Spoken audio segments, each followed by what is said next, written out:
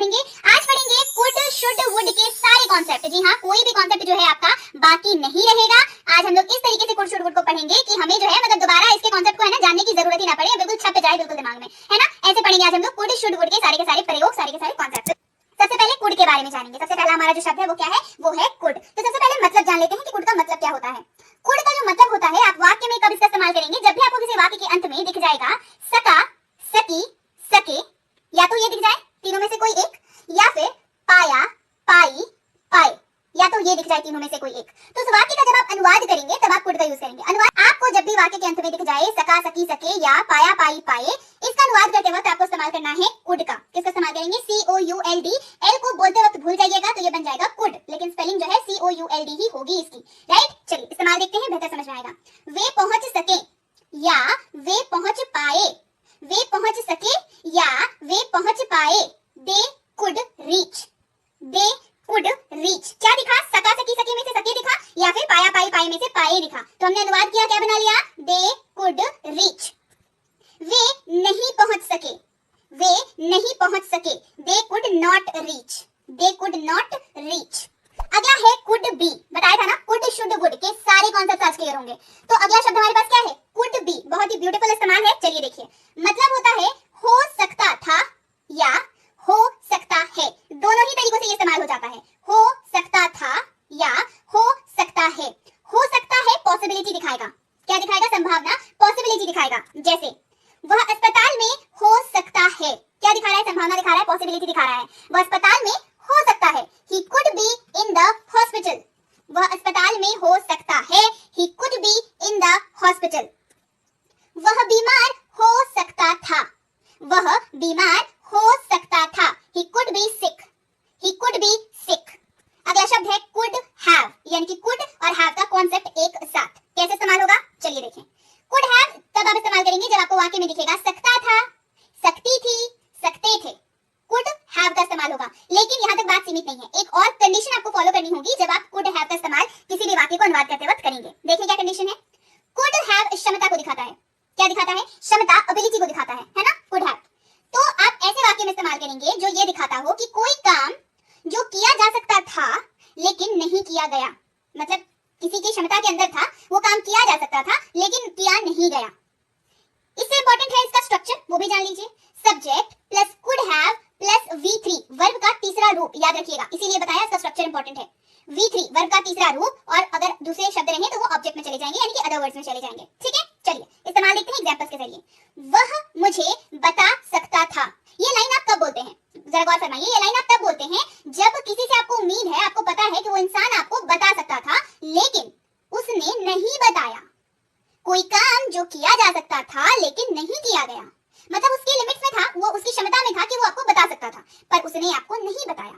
तो अनुवाद कैसे होगा, कुड हैव का इस्तेमाल करके। He could have told me, बताना मतलब told, he could have told me, tell का V3 है, he could have told me. वह वहां जा सकता था, अब किसी के कहीं पर जाने की बात हो रही है और आप क्या कह रहे हैं, कह रहे जा सकता था, मतलब वह वहां जा सकता था, उसकी क्षमता में था, वो काम किया जा सकता था लेकिन किया नहीं गया। तो क्या हो जाएगा, कुड हैव का इस्तेमाल हो जाएगा। he could have gone there, go went gone, V3 लग गया, he could have gone there। अगला है could have been। सबसे पहली चीज तो ये तीन शब्द को देख करके घबराइएगा नहीं, कॉन्सेप्ट बहुत आसान है। could have been, देखिए इस्तेमाल, हो सकती थी, हो सकता था, वाक्य में दिखे तो आपको could have been का इस्तेमाल कर लेना है। वह एक डॉक्टर हो सकती थी, she could have been a doctor। वह एक डॉक्टर हो सकती थी, she could have been a doctor। मेरा नाम लिस्ट में हो सकता था, my name could have been in the list। मेरा नाम लिस्ट में हो सकता था, my name could have been in the list। Clear हो गई बात, साफ यहाँ तक। चलिए could का कॉन्सेप्ट हो गया क्लियर, अब बढ़ते हैं अगले कॉन्सेप्ट की ओर, दैट इज should, SHOULD, लेकिन बोलते वक्त L भूल जाइए, should बोलिए। should का साफ साफ अर्थ होता है चाहिए, क्या चाहिए, और इसका इस्तेमाल मतलब कंडीशन है इसके साथ, दैट इज कि चाहिए की जगह पर आप शुड का अनुवाद तब करेंगे वाक्य में जब वो वाक्य जो है वो सलाह देता हुआ हो, उपदेश देता हुआ हो, या कर्तव्य बोध कराने के लिए हो। वाक्य का जो आशय है, वाक्य का जो मीनिंग है, वो सलाह, उपदेश या कर्तव्य बोध कराने के लिए हो, तो उसके अनुवाद में शुड का इस्तेमाल होगा, उसमें अगर चाहिए है तो। चलिए, उन्हें पढ़ाई करनी चाहिए, उन्हें पढ़ाई करनी चाहिए, दे शुड स्टडी। अब ये क्या कर रहे हैं, सलाह दे रहे हैं, उपदेश दे रहे हैं, मतलब जिनको दे रहे हैं पढ़ाई के लिए उनको उपदेश लग सकता है, मे भी, है ना। चलिए आप सलाह दे रहे हैं, है ना, तो उन्हें पढ़ाई करनी चाहिए। They should study, they should study. उसे कड़ी मेहनत करनी चाहिए, उसे कड़ी मेहनत, कड़ी मेहनत का मतलब क्या होता है, हार्ड वर्क, है ना, उसे कड़ी मेहनत करनी चाहिए। He should work hard, he should work hard, सलाह दे रहे हैं, है ना, कि उसे कड़ी मेहनत करनी चाहिए। He should work hard. तो यहाँ पे अनुवाद कैसे किया हमने, चाहिए का अनुवाद कर दिया शुड में। क्यों, क्योंकि ये वाक्य कैसा है, एक तो इसमें चाहिए दिख रहा है हमें, और दूसरा इसमें इसका नेचर क्या है, इस वाक्य का नेचर क्या है, ये उपदेश मतलब ये सलाह देने वाला वाक्य है, राइट। चलिए अगला है शुड बी, यानी कि शुड के साथ बी का कॉन्सेप्ट, शुड बी। चलिए कैसा होगा इसका अनुवाद देखते हैं। शुड बी का अर्थ होता है होना चाहिए, होना चाहिए।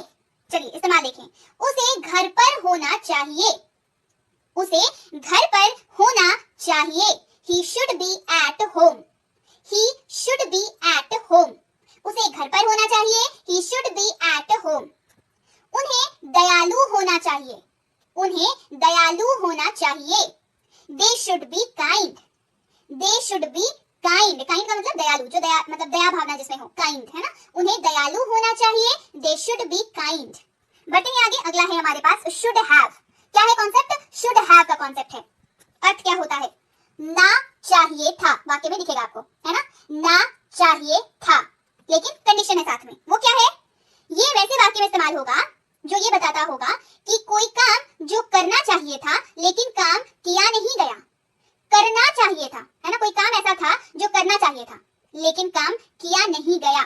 चलिए स्ट्रक्चर देखते हैं, इसमें स्ट्रक्चर इंपॉर्टेंट है, subject plus should have plus V3 verb का तीसरा form, subject plus should have plus V3 verb का तीसरा फॉर्म।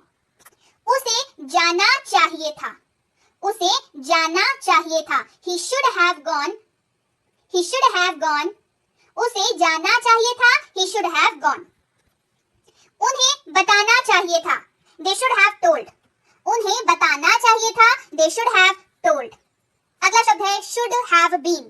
should have और been का कॉन्सेप्ट एक साथ, अर्थ होता है होना चाहिए था, होना चाहिए था, वाक्य में आपको दिख जाएगा।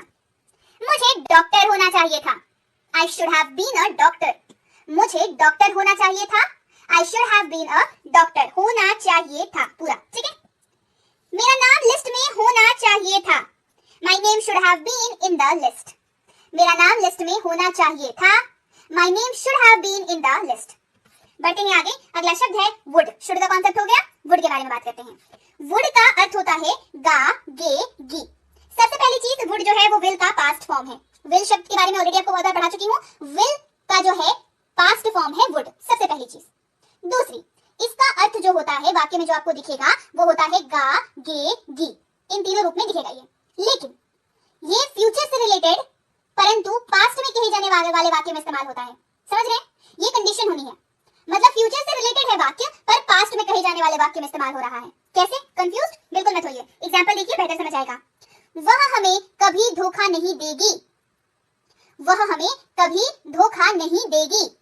She would never cheat us, she would never cheat us। ये किसके बारे में बात कर रहे हैं, फ्यूचर की बात कर रहे हैं, राइट। धोखा दिया होता तो पता होता पहले से, लेकिन ये हम लोग अभी बात कर रहे हैं पर फ्यूचर की बात कर रहे हैं, तो फ्यूचर वाले वाक्य के रेफरेंस से ये तो पास्ट वाले वाक्य में कहा जा रहा है और फ्यूचर से रिलेटेड है, फ्यूचर वाले बात की जा रही है, राइट। आ गया समझ में। और एग्जांपल देखिए, मुझे लगा कि वह परीक्षा पास कर लेगा, I thought that he would pass the exam। मुझे लगा कि वह परीक्षा पास कर लेगा, I thought that he would pass the exam। उन्होंने कहा कि वे मेरी मदद करेंगे, They said that they would help me। Future की बात हो रही है ना, कि फ्यूचर में कभी जरूरत पड़ी तो हेल्प करेंगे। उन्होंने कहा कि वे मेरी मदद करेंगे, They said that they would help me। बढ़ते हैं आगे, अगला है would be। अगला शब्द है हमारे पास would be, है ना। चलिए मतलब जानते हैं, फिर इस्तेमाल देखेंगे। would be आप कब इस्तेमाल करेंगे, जब आपको वाक्य में दिखे रहे होंगे, रहे होगे, रही होगी, रहा होगा, रहे होंगे, रहे होगे, रही होगी, रहा होगा, ये would be का इस्तेमाल होगा। वह आ रहा होगा, he would be coming, वह आ रहा होगा, he would be coming। वह जा रही होगी, she would be going, वह जा रही होगी, she would be going। वे लोग पढ़ रहे होंगे, they would be studying, वे लोग पढ़ रहे होंगे, they would be studying। बढ़ते हैं आगे, अगला है हमारे पास वुड हैव। वुड के साथ हैव लगा हुआ है। इसका अर्थ होता है चुका होता या होगा। चुका होता या होगा, है ना। चलिए, चुका होता या होगा, वुड हैव का कॉन्सेप्ट, चुका होता या होगा। लेकिन कंडीशन है, ये तब इस्तेमाल होगा जब किसी कार्य की होने की संभावना थी। ध्यान दीजिएगा, बहुत थिन लाइन डिफरेंस है। किसी कार्य के होने की संभावना थी लेकिन नहीं किया गया। संभावना थी उस कार्य के होने की लेकिन नहीं किया गया। स्ट्रक्चर भी जान लेते हैं इसका। Subject plus would have plus V3। Subject plus would have plus V3। मैं पहुंच चुका होता, आई वुड हैव रीच्ड।